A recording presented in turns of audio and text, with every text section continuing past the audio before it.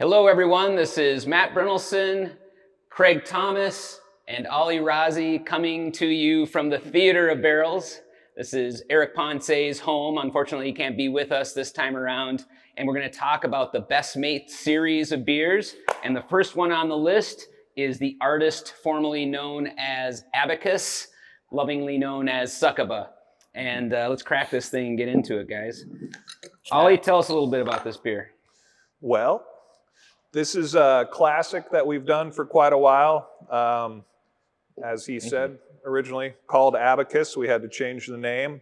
Kind of a classic as far as styles are concerned. What would you say? We call this a barley wine? Yeah, and you know, typically if you say American style barley wine, you'd assume that it's going to be hoppy. I think when we designed it, it was more in the line of English barley wines because we didn't want a lot of hops early on. And actually still to this day, I believe that beers that are kind of early kettle hopped, don't have a lot of late hops, certainly don't have a lot of dry hops, age a little bit better in these spirits barrels. So I can tell you a little bit about the background of what I was thinking. You know, having come from the Midwest, come from Goose Island, very classic brewery, classic English barley wine was really in my wheelhouse, and it seemed like something that would naturally pair well with these barrels. You know, historically, barley wines are these strong beers, although by English measure, anything above about 6% is considered a strong beer. This one clocks in considerably above that at 12%. Every vintage is going to be a little bit different. And I guess I don't know if it's a secret or not, but the little trick to this one is we always blend a little bit of parabola in. So we're always putting a little bit of, you know, the roasty side. It seems to add a little extra dimension to this beer. Yeah. And I think we've done a slew of barrels that each vintage has come out. And this one, what was this one exactly, the barrel? 8-year Buffalo Trace. Buffalo Trace, that's correct. You know, Eric's been kind of spreading the love, and in this particular case, I think everybody loves Buffalo Trace products.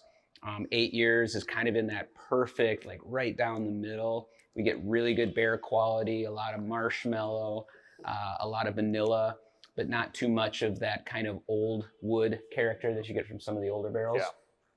Why don't you walk us through what you taste, Craig?